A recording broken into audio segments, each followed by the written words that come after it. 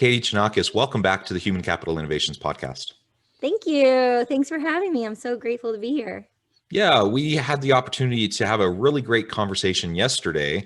Very rarely do I ever have someone back so quickly, but it's a great honor to have you back. We only really scratched the surface of our conversation, and it just so happened that I had a slot in my schedule open up for today. So it's a real pleasure to continue the conversation.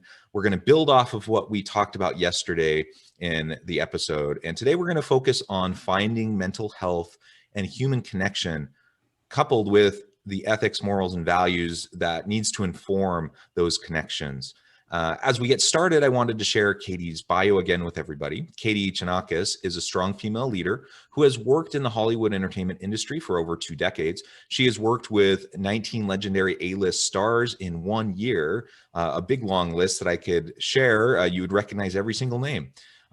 She grew up running cross country, so she has the mind growth mentality of short-term, medium-term, and long-term goals, which is what we discussed yesterday. She is now a women's empowerment coach in the entertainment industry. She's focused on time management, and she coaches clients on the 11X method for personal and professional psychological health, maintaining our morals, ethics, and values.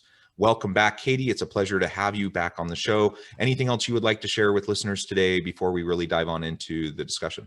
Well, I'm so grateful for the introduction. Thank you. It's very, very sweet of you. Thank you. Oh, it's an honor always to talk with such interesting people. And as we discussed yesterday, the entertainment industry is not one that I've tapped all that much in terms of talking to entertainment industry professionals. So I think it's a real interesting thing to be able to explore. And of course, the principles we're talking about apply equally to other walks of life and other types of organizations as well. It sure does. It sure does.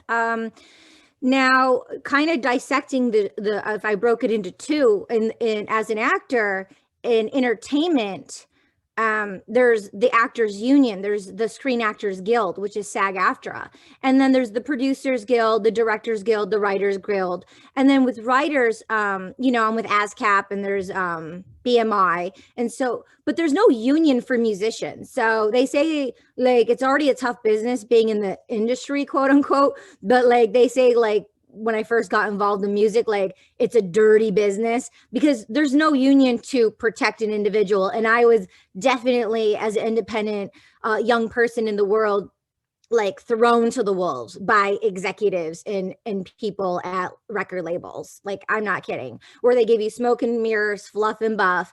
And, and this is after I went on tour with 50 Cent and G-Unit. All right. And I was like, still being like, schooled, and like I had a cloth over my eyes, and I'm a smart cookie, but naive in certain ways too, because you have your hopes and your dreams. And it's really important that I share my stories because I know what it's like to, Mark Twain, to really dream big and to have these like full, this full of, color rainbow mentality, because I just love color so much, and like angels, and such an optimist, and spirituality with hope and pleasure, but to get blindsided with your ethics and morals and values, and let the people who prey on people in the world take advantage and offer you something for like sell you a dream that you bite on, and then it's not ethical and it's not honest with your word at all. So Caroline Myss is a mystic intuitive. She's amazing. She did a TED Talk on choices. I actually was so inspired. I wrote an article on Arianna Huffington's platform called Thrive Global. Arianna Huffington and we met, a little context, on Valentine's Day during New York Fashion Week. And she personally asked me to write for her on the Huffington Post. And I did, gratefully. And then she, created Thrive Global, and then asked me to write for her on Thrive. And the very first article I wrote was on choices with Caroline Myss, because I was so moved by, the quality of our choices. And there's the macro choices and then the micro choices. And people think like the macro choices are like the major choices in our life, but actually it's the micro choices that we make that make, the big choices actually. So I thought that was really interesting. But, being, like I said, in the entertainment industry and dealing with music specifically, and being, thrown into some circumstances after I already had grand success of like touring in Europe with 50 Cent in June in front of 18,000 people and, you know, in Europe and South Africa. You would think after that, like I wouldn't, it's like kind of like, oh, like I've done this. So like no one's gonna, like I have this like merit, or I've crossed the finish line, or I've gotten to this point of that point that you want to get, where in my egoic mind, or the illusion of quote unquote success of making it as a artist, and then that happening. And then of course, so many other stories that I seen and heard along the way, you know, but like, you know, Kesha, her story, Yeah. and what she went through. And I was, you know, introduced to those people, and not to get into too much of her story, but like I remember the person, I'll spare his name, took me over, and it was a vibe, and my vibe knew, it was a sense and it was a knowing, and I didn't proceed in that direction of the development of that relationship. I could have, if I wanted to, manipulate in a way, but I would only at this point, with my consciousness and my intelligence of knowing what I knew from experience, I would only really be manipulating myself and going against my own ethics, morals, and values to partner up in this relationship. If I was maybe younger and I didn't know what I knew or went through some of the stuff, I probably would have. And that could have taken my journey on a different way. But sometimes when you have certain experiences before and after, you just know to take certain leaps and bounds. And then it's kind of measured within checking in with your own morale, right? Yeah. I think that's right. And, you know, we often hear about the concept of trust but verify. And it's unfortunate. I do think that most people in this world are good, and they try to do right by others. Yeah. But there are people that exploit, people that are, you know, evil, with bad intentions, and not just mistakes that we all make, but like literal bad intentions that they're looking for ways to get ahead, and they do it through harming other people. And so we need to watch out for those individuals, trust but verify. But I feel like this life is too short for us to constantly be so cynical and pessimistic that we're assuming everyone around us is constantly trying to get after us. And so on the one hand, perhaps it was a little naive. I'm not involved in the industry, so I can't really speak to that. But I do admire the optimism, the hope, the desire to give people the benefit of the doubt. I'm the same way, and it's come back to bite me from time to time, but I would rather live my life that way than in a kind of a constant cynical, pessimistic kind of a state of mind. I agree. I prefer always being the ripple effect and the yes, and putting like into the ethers the good vibrations, because what we put out is, you know, it's a full cycle, right? It's a full circle. So if we're like, no, we're attracting, no, we're just staying in our own cocoon and playing so small. But when we're the yes people and, you know, making these choices of yes to put the good vibes out, then I feel like it definitely goes full circle. And, you know, and a thing that you mentioned was that generally most people are good people. I agree. And I think we're all very good people. I think we're all very, very good people. I think what's happened along the way, we have all been forced into these circumstances and societal norms that maybe were norms in the past, but we've all been pressured to go against our own ethics, morals, and values. And because we've silently have done things in the workplace and in our personal lives, and we've gone against what we intuitively know, like I said earlier, like a vibe when you show up to a place and it's like a yes or no, we've just kind of gone along with the herd because we get confused, especially when we were kids. Like, we don't know. We're like, oh, everyone's doing it, we're just supposed to do it. But it doesn't feel right to me, you know? So I feel like the people who have had a lot of going against what they wanted are the ones who turn into anger and turn into the ones who prey on other people. And then they don't have those, they're desensitized to understanding that they're bullying and pressuring someone else, but they've been bullied and pressured. So they've been bullied and pressured. So they're doing it to other people, and they're not having qualms about it because no one had qualms about it when people did it to them. And so it's a cycle of unfortunate circumstances that's been going on since, you know, when we started over in Africa.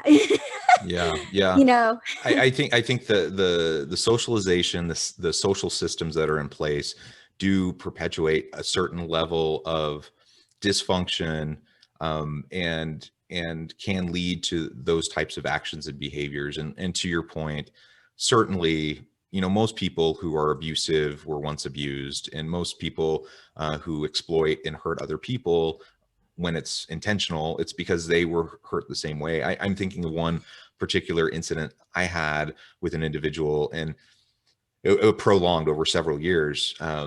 This person had all the power in the relationship. I kind of didn't have much choice but to, just try to get along as best I could until I was out of the situation. And the reality was, though, I mean, he was a hard man, and he had no qualms about making things very difficult for the people around him. But to your point, I even had a frank conversation with him once, and he said, "Yeah, this is what I had to do. Why would it be any different for you?" Right. And he saw it as his role, like one of Yeah. his important roles Right. was to sift out the weak people who couldn't hack it.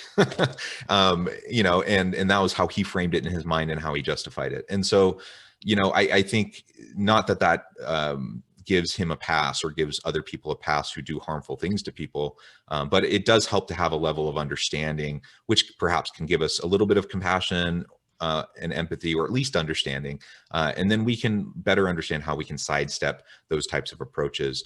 The other thing you said that I think is just really important to key in on is, in all of these relationships that we have with others, whether it's at home, in our community, in the workplace, those connections are built upon multiple interactions where hopefully we're able to establish trust over time with individuals. And sometimes we reinforce that trust, other times we erode that trust. And we often then find ourselves in situations where they're more or less ethical dilemmas that we find ourselves in, where we have conflicting, competing values at play at the same time. And we have to prioritize and choose. They're often some of the most messy decisions that we have to make in the workplace. Yeah. For example, someone is not going to like the decision. It'll benefit some people, it'll hurt other people. And even if our intention even if we have the best of intentions, and even if we try to do the best good for the most people, there will still be people who are harmed. And we have to make sacrifices, we have to prioritize, and things don't always work out perfectly for everybody. And that's just the reality. And so when we find ourselves in those types of ethical dilemmas, we have to really lean heavily on our own moral code, our own ethical framework. Yeah. And I don't expect every leader that I encounter to see things the same way that I do. Intelligent people will disagree on the best path forward on a whole variety of issues, right? Well-meaning, well-intentioned, smart people will disagree.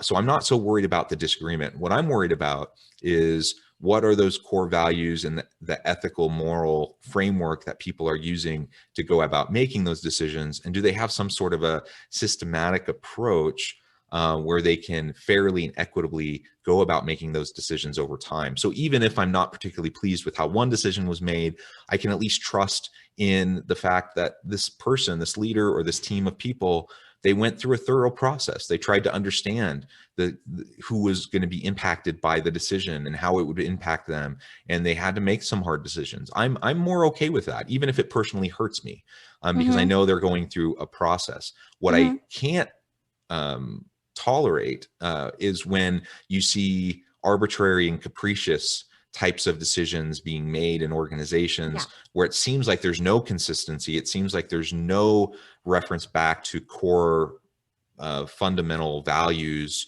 or an ethical framework. And it's really just a decision of convenience rather than a decision of what's best. And that's what I think we need to fight back against. And those are the types of things that then erode trust in organizations. I can have a leader that I look to as an example. I think they're a person of integrity. I really appreciate all the hard work they do.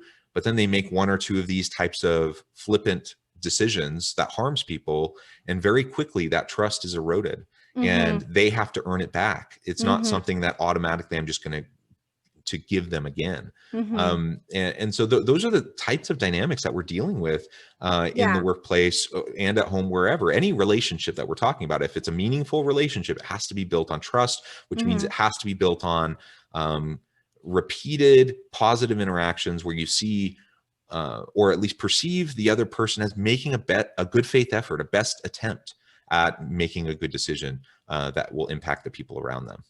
Yeah, perfectly said. And then also, just like you said, it's like, um, if this person is our oak tree, our core value of our kinship of trust, and then you notice they're not making the best choices for the organization or for themselves, then how can you trust them if you're looking to them as your anchor or oak tree and you're supposed to be looking up to them? I've had mentors and people I've admired and people in the workplace I've admired, and one went to Harvard, one went to the Olympics. Like that was my dream, like going to Harvard, Olympics. And then she had her own modeling agency, and I was the number one model. And like I looked up to her, and I was a youngster, and it was like the evolve. It's like an arc of a TV show. It's like this, and we go through cycles of life. We evolve, we devolve, we evolve, we devolve. We're devolving, or we're either going up or we're either going down. So like this person in particular,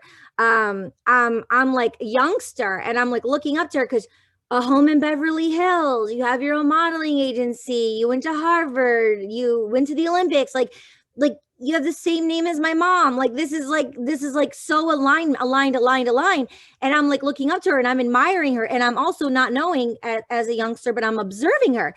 And then like I traveled the world, I went to New York, I came back, and then this person's like on all this medication, they're bipolar. The person they chose to be involved with is a drunk. This person got her to be a drunk. They ended up getting married. She was in and out of like rehab so many times. She just turned into a monster, and I came back and she wasn't that person. And I was still like doing everything in my power to like get her on programs, and like Esther Hicks, Abraham Hicks, just turning her on to all these things for mental health and for healing and to like, improve herself. But if someone doesn't want to do it, like we can't save anyone. We need to want to do it for ourselves. Just like if we see something going on with someone, we need to know how to dismantle and just pivot and shift and just go into a different direction, because where attention goes, energy flows, and we need to do that what's best for ourselves. And also circling back around to like everything we're talking about, then was then, but now in the society we live in with podcasting and all the doctors and scientists and educated people like yourself, we have the podcast so we can share and communicate information and show studies and research so much faster, where it's like, I just listened to this Blow Your Mind podcast, and it was 5 episodes, and it was on psychedelics and like science and how they're bringing back, psilocybin, which we naturally produce in our mind, and they're bringing it back to legalize it for psychotherapy. Like you go to people who go to a psychiatrist like every month, or they check in every few months to like get a refill on the prescription and make sure it's good. It's kind of like people who would be doing psychotherapy with psilocybin. They would go like once a month or every couple months to go in and have a session with psychedelics to get them to a cognitive place.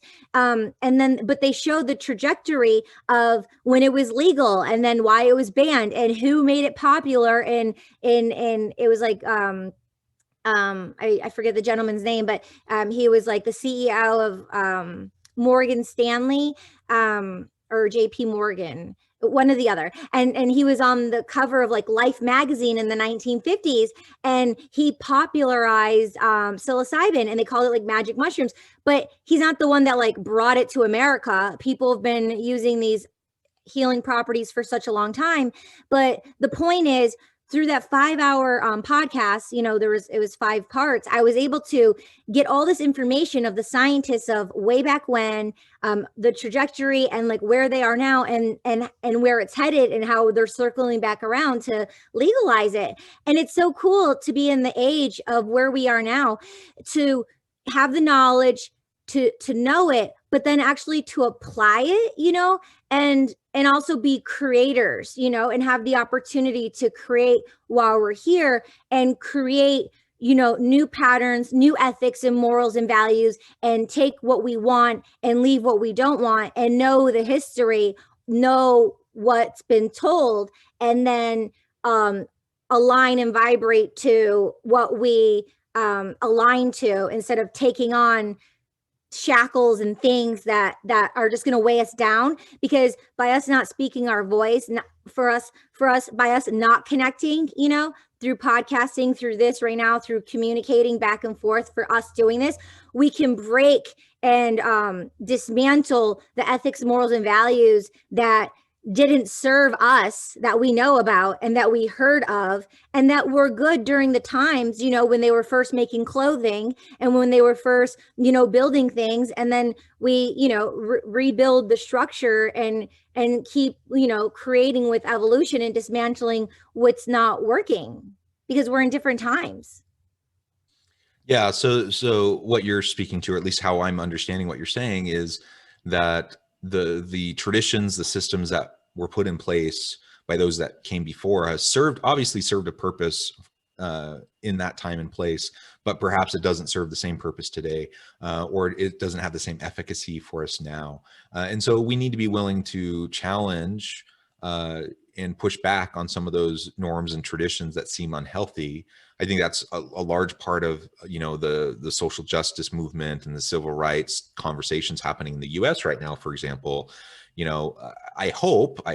Unfortunately, I believe there's too many people that are actually racist, but I do hope that most people aren't, proactively racist in their mind and the way they think about people. But we have systems and processes in place that have been established for generations that are relics of past times. And unless we dismantle those things, they will perpetuate themselves and they will continue to harm people. And so you have this primary versus secondary racism effect, where maybe, my intention isn't to hurt anybody or to be racist in any way, but if I'm upholding and supporting racist systems that harm other people, then I'm part of the problem, and I need to look how to fix it. And so when we think about morals, ethics, values, we have to think about how our framing and worldview connects with and interacts with the society at large and the systems around us. And so when we're making decisions, when we're connecting with people in the workplace or wherever, we have to be, processing all of that holistically, to the best of our ability, understanding that of course we're not going to get it all right. You also talked about, and the very important point about mental health, and the tragic example that you shared of the person you looked up to, who kind of, it sounds like, went through a downward spiral, through bad relationships, substance abuse, other mental health issues that perhaps weren't being dealt with in a proactive, and healthy way. And it just reiterates the importance that we need to take the time to invest in ourselves, to take care of our own mental health. Nobody else, I mean, hopefully we have good people around us, friends, family, coworkers that can look out for us, but really we can't necessarily count on that. So we have to prioritize our own well-being, and take care of ourselves and practice self-care, and just make sure that, mental health is no joke. Downward spirals happen to people a lot. And so there's no shame or harm in, talking to people, going to a therapist, getting medication, having trusted, I like to call it my trusted board of advisors, my personal board of advisors, people, just friends, family, people, colleagues, people I trust, who I know they're not going to judge me. I can just be open with them and share. And when something's bothering me, or I'm really struggling with something, or I just need to think through something out loud, that there's someone who will be there for me. I think we all need that. And when we have that type of support, we can get through the inevitable ebbs and flows of life. And we're going to have, up moments, we're going to have down moments. And the trick is to try to be able to weather the storm when we're, in those declines. Yeah, have outlets, right? Have outlets, because if the cup, if you're in a tank and the water just gets so full and there's no outlets, we're going to suffocate and choke and die. So we need to have the outlets. We're emotional beings. And so we're like the ocean. It's going to come and go like the ocean waves and like the clouds. It's going to come and go. We're going to be high. We're going to be low. I mean, I downward spiral. I do it. I'm a human being. We all do the spiral. We spiral up and then we're spiraling down. We spiral up, we're spiraling down. I mean, that's what we do. But like you said, having safety nets of outlets of people you can speak to. And like, we chatted about yesterday, like I sought mentors naturally. And so that was just a natural thing I did by seeking mentors. And right now in my life, in the evolution of my life and the network of people I know, and there's different relationships I have with people, I've had to have the courage to break new grounds, to say things to people who have known me, and who like think they know me, but like share new things with them. And so they're like, oh, maybe we should have a conversation this week. I'm like, okay, if you want to, or like letting them know, because if they're always saying and treating someone in particular I'm thinking about, my friend in London, if they're always like speaking and treating me a certain way, and it's like, there's like some frustration or there's like a disconnect. It's like, I want to befriend you and I appreciate and I honor our relationship. So I want to be honest with you of who I am and what I'm going through, because why are we really relating and connecting if there's a disconnect and I'm frustrated and I feel like you have this idea about me, but you really don't know me. You know me from when you met me and from what you know so far, but things have changed, and let's have an upgraded conversation. So then there's a new reality, a new connection, a stronger bond with one another. And so I can open myself to add more value from this friendship because I care so much about this person. I want to show them my vulnerability and stuff that's going on with me instead of keeping it inside, so I can let it go in a healthy space because I trust this person, and I feel like they could, reflect and hold space for me. As they said, do you want to maybe have a chat this weekend? You know what I mean? And so that's someone I was seeking out, because clearly I do want to have a chat and have a new conversation and deepen that connection in my life.